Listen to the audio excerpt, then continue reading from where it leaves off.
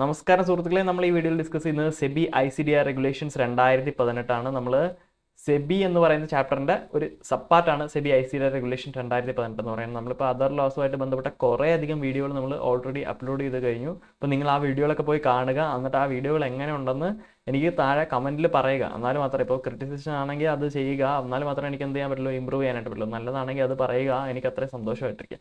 Okay, അപ്പോൾ ഇന്നത്തെ നമ്മൾ പഠിക്കാൻ പോകുന്നത് സെബി ICDR റെഗുലേഷൻ ആണ്. ഓക്കെ, അപ്പോൾ ശക്തമായിട്ട് കമൻറ്റും ചെയ്യണം, ശക്തമായിട്ട് ലൈക്കും ചെയ്യണം, ശക്തമായിട്ട് ഷെയറും ചെയ്യണം. ഓക്കെ, ഷെയറുകളുടെയും ലൈക്കുകളുടെയും എണ്ണം കൂടുന്നത് പോലെ ക്ലാസ്സുകൾ ഗംഭീരമാവുന്നു. അപ്പോൾ ഇന്നത്തെ ടോപ്പിക് എന്ന് പറയുന്നത് സെബി ICDR. എന്താണ് സെബി ICDR? അപ്പോൾ issue of capital and disclosure requirements, അതാണ് ICDR എന്ന് പറയുന്നത്. അപ്പോൾ ഒരു കമ്പനി അതിൻ്റെ ഷെയർസ് കൊണ്ടുവന്നിട്ട് ഷെയർ മാർക്കറ്റിൽ ഇഷ്യൂ ചെയ്യുന്ന, അല്ലെങ്കിൽ സെക്യൂരിറ്റീസ് മാർക്കറ്റിൽ ഇഷ്യൂ ചെയ്യുന്നില്ലേ, അപ്പോൾ അതുമായിട്ട് ബന്ധപ്പെട്ട് കമ്പനികൾ ഫോളോ ചെയ്യേണ്ട കുറച്ച് റെഗുലേഷൻസ് ആണ് എന്തെന്ന് പറയുന്നത്, ICDR റെഗുലേഷൻസ് എന്ന് പറയുന്നത്. അപ്പോൾ ഇത് ഈ സെബി ആക്ട് എന്ന് പറയുന്നത് തന്നെ ധാരാളമായിട്ടും ഈ സെക്യൂരിറ്റീസ് മാർക്കറ്റുമായിട്ട് ബന്ധപ്പെട്ട് കിടക്കുന്ന കാര്യമാണ്. അപ്പോൾ ചില ടേംസുകൾ നമുക്ക് നല്ല പരിചയം ഉണ്ടാവത്തില്ല. അത്തരത്തിൽ നിങ്ങൾക്ക് എന്തെങ്കിലും പ്രശ്നം ഫേസ് ചെയ്യുകയാണെങ്കിൽ നിങ്ങൾ എന്ത് ചെയ്യുക, ഗൂഗിൾ ചെയ്ത് നോക്കുക, എന്നിട്ട് അതിൻ്റെ അർത്ഥം കണ്ടുപിടിക്കുക, അതിനുശേഷം മുന്നോട്ട് പോവുക. ഓക്കെ, അപ്പോൾ സെബി ICDR റെഗുലേഷൻസ് 2018. ആദ്യമായിട്ട് നമ്മൾ നോക്കുന്നത് ടൈപ്സ് ഓഫ് ഇഷ്യൂ. ഒരു കമ്പനിക്ക് എത്തരത്തിൽ അതിൻ്റെ ഷെയറുകൾ അല്ലെങ്കിൽ സെക്യൂരിറ്റികൾ എന്ത് ചെയ്യാൻ പറ്റും, ഇഷ്യൂ ചെയ്യാൻ പറ്റും എന്ന് നോക്കാം. അപ്പോൾ ടൈപ്സ് ഓഫ് ഇഷ്യൂ എന്ന് പറയുമ്പോൾ രണ്ട് തരത്തിലുള്ള ഇഷ്യൂകളാണുള്ളത്. പബ്ലിക് ഇഷ്യൂ, പ്രൈവറ്റ് പ്ലേസ്മെന്റ് എന്ന് പറയും. രണ്ട് തരത്തിലുള്ള ഇഷ്യൂകളുണ്ട്. ഏതൊക്കെയാണ്? Public issue, private placement.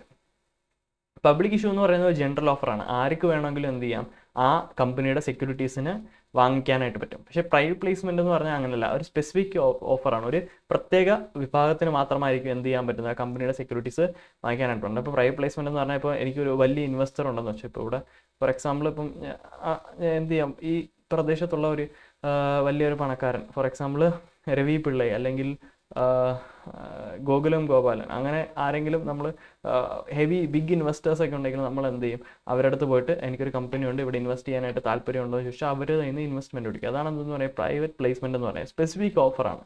പക്ഷേ പബ്ലിക് ഇഷ്യൂ എന്ന് പറഞ്ഞാൽ ആർക്ക് വേണമെങ്കിലും എന്ത് ചെയ്യാം, വാങ്ങിക്കാനായിട്ട്. അപ്പോൾ പബ്ലിക് ഇഷ്യൂ രണ്ട് തരത്തിൽ വരും. ഒന്നാമത്തത് IPO എന്ന് പറയും, രണ്ടാമത്തെ FPO എന്ന് പറയും. IPO എന്ന് പറഞ്ഞാൽ ഈ സ്റ്റോക്ക് മാർക്കറ്റിൽ ട്രേഡ് ചെയ്യപ്പെടാത്ത ഒരു കമ്പനി എന്ത് ചെയ്യുന്നു, ആദ്യമായിട്ട് ട്രേഡ് ചെയ്യുന്നു, അല്ലെങ്കിൽ അതിൻ്റെ സെക്യൂരിറ്റീസ് ട്രേഡ് ചെയ്യുന്നു, അത് ലിസ്റ്റ് ചെയ്യപ്പെടുന്നു. അതിനെ ഒരു അൺലിസ്റ്റഡ് കമ്പനി ലിസ്റ്റഡ് കമ്പനി ആവുന്നു. അതാണ് എന്തെന്ന് പറയുന്നത്, IPO എന്ന് പറയുന്നത്. ഇനിഷ്യൽ പബ്ലിക് ഓഫർ എന്ന് പറയും. രണ്ടാമത് ഫർദർ പബ്ലിക് ഓഫർ.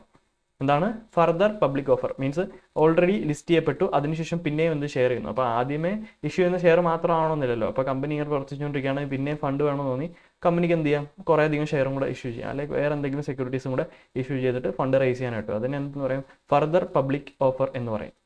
ക്ലിയർ അല്ലേ?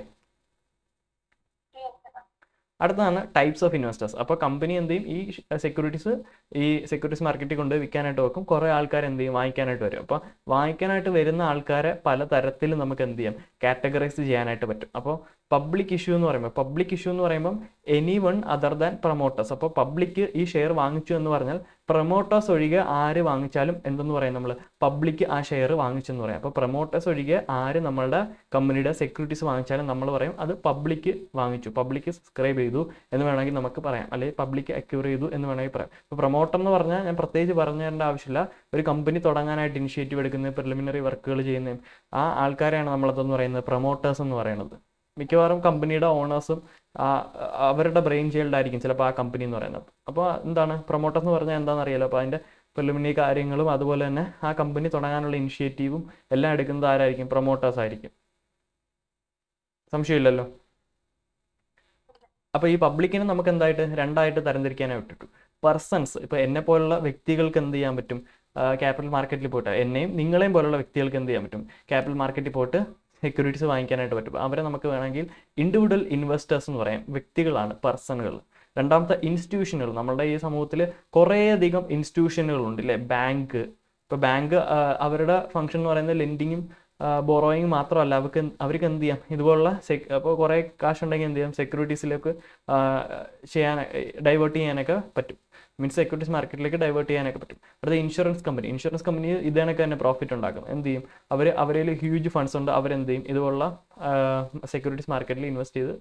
ആൾട്ടർനേറ്റീവ് ഇൻവെസ്റ്റ്മെന്റ് ഫണ്ട് എന്ന് പറഞ്ഞാൽ ഈ വെഞ്ചർ ക്യാപിറ്റൽ ഫണ്ടുകളെയൊക്കെ പോലുള്ള ഒരു സംഭവം തന്നെയാണ്. ഈ വെഞ്ചർ ക്യാപിറ്റൽ ഫണ്ടും ആൾട്ടർനേറ്റീവ് ഇൻവെസ്റ്റ്മെന്റ് ഫണ്ടിന്റെ ഭാഗം തന്നെയാണ്. മീൻസ് ഇവർ സ്റ്റാർട്ടപ്പ് പോലുള്ള കമ്പനികളിൽ കൂടുതൽ റിസ്ക് ഉണ്ട്, ഹൈ ഗ്രോത്ത് പൊട്ടൻഷ്യൽ ഉണ്ട്, അതുപോലുള്ള സ്ഥലങ്ങളിൽ ഇൻവെസ്റ്റ് ചെയ്യുന്ന ഫണ്ടുകളാണ് എന്തെന്ന് പറയുന്നത് alternative investment fund, venture capital ഫണ്ടുകളും.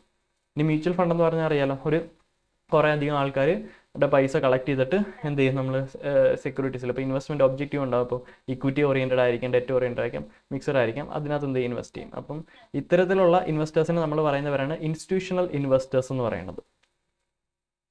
ഇവരെ മറ്റൊരു പേരാണ് ക്വാളിഫൈഡ് ഇൻസ്റ്റിറ്റ്യൂഷണൽ ബയർ എന്ന് പറയും, വേണമെങ്കിൽ QIB എന്ന് വേണമെങ്കിൽ നമുക്ക് പറയാം. ഓക്കെ, ഇപ്പോൾ ഫോർ എക്സാമ്പിൾ ഒരു ഇഷ്യൂ നടക്കുമ്പോഴത്തേക്കും, ഇപ്പോൾ ഫോർ എക്സാമ്പിൾ ഇവിടെ 1000 കോടി എടുത്തിരിക്കുന്നു, ഒരു ഇഷ്യൂ നടക്കുമ്പോഴത്തേക്കും അതിനകത്ത് കുറച്ച് റിസർവേഷൻസ്, കുറച്ച് ഭാഗം പ്രൊമോട്ടേഴ്സിന്, കുറച്ച് ഭാഗം NOTP, അങ്ങനെയാണ് നമ്മൾ ഇഷ്യൂ സാധാരണ രീതി നടക്കുന്നത്. ഫോർ എക്സാമ്പിൾ ഇപ്പോൾ 1000 കോടിയുടെ ഒരു ഇഷ്യൂ നടക്കുവാണെങ്കിൽ മിനിമം ഈ 200 കോടിയെങ്കിലും പ്രൊമോട്ടറുടെ കോൺട്രിബ്യൂഷൻ ഇരിക്കും, മീൻസ് പ്രൊമോട്ടർക്ക് ഉള്ളതായിരിക്കണം ആ ഇഷ്യൂ എന്ന് പറയുന്നത്. ഇപ്പോൾ പബ്ലിക്കിൽ നമ്മൾ ഷെയർ ഇഷ്യൂ ആണെങ്കിൽ 20% മിനിമം ആര് ഹോൾഡ് ചെയ്യുന്നത്, പ്രൊമോട്ടർ ഹോൾഡ് ചെയ്യണം. അടുത്തത് റിസർവേഷൻ, മീൻസ് ഈ കമ്പനിയുടെ എംപ്ലോയീസിന് വേണ്ടിയിട്ട് മാറ്റി വെക്കുക. അതുപോലെ തന്നെ retail share holders of group entity. For example നമ്മളിപ്പം ടാറ്റ എന്ന് പറയുന്ന കമ്പനിയിൽ പുതുതായിട്ട് ഫോം ചെയ്തൊരു കമ്പനിയാണ്, നമ്മൾ ആദ്യമായിട്ട് ഷെയർ മാർക്കറ്റിൽ ഇഷ്യൂ ചെയ്യാനായിട്ട് പോകണം. ഇപ്പോൾ ടാറ്റ ഗ്രൂപ്പിൽ ഓൾറെഡി ഷെയർസ് ഹോൾഡ് ചെയ്യുന്ന മറ്റ് മെമ്പേഴ്സിന് നമുക്കൊരു പ്രിഫറൻസ് കൊടുക്കും. അപ്പോൾ അവർക്ക് വേണ്ടിയിട്ട് എന്ത് ചെയ്യാം, ഈ പുതിയതായിട്ട് ഇഷ്യൂ ചെയ്യുന്ന ഷെയർസ് വേണമെങ്കിൽ റിസർവ് ചെയ്ത് വെക്കാം. പറ്റത്തില്ലേ? അപ്പോൾ മനസ്സിലായോ?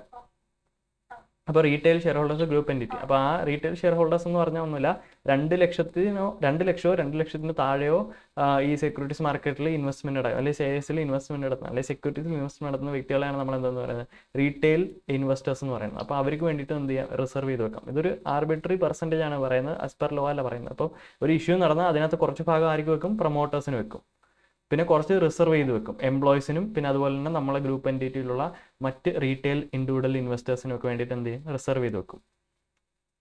ഇത് പ്രൊവിഷൻ അല്ല പറയുന്നത്, ഞാൻ ജസ്റ്റ് എക്സാമ്പിൾ പറയാം. ഒരു ഇഷ്യൂ നടന്നത് ഇങ്ങനെയൊക്കെയാണ് എന്ന് പറയുകയാണ്.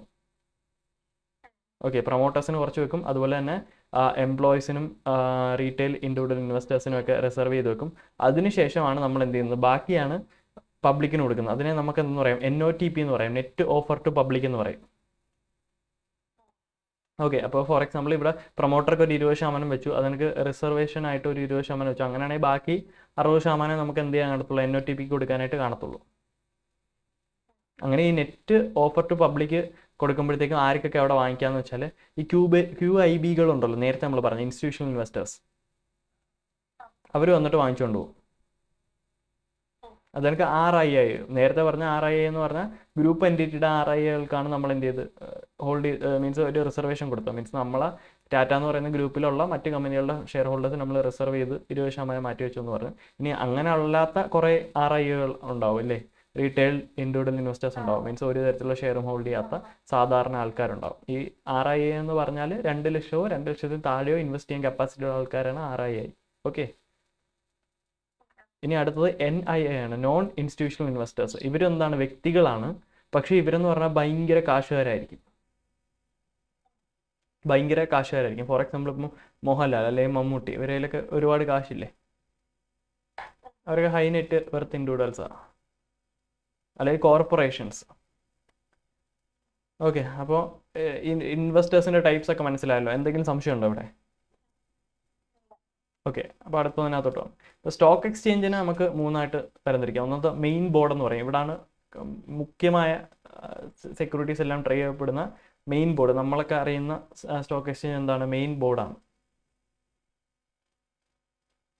ഓക്കെ, രണ്ടാമത്തെ SME platform, means small and medium എൻ്റർപ്രൈസസിന് ട്രേഡ് ചെയ്യാനുള്ള പ്ലാറ്റ്ഫോമാണ് SME പ്ലാറ്റ്ഫോം.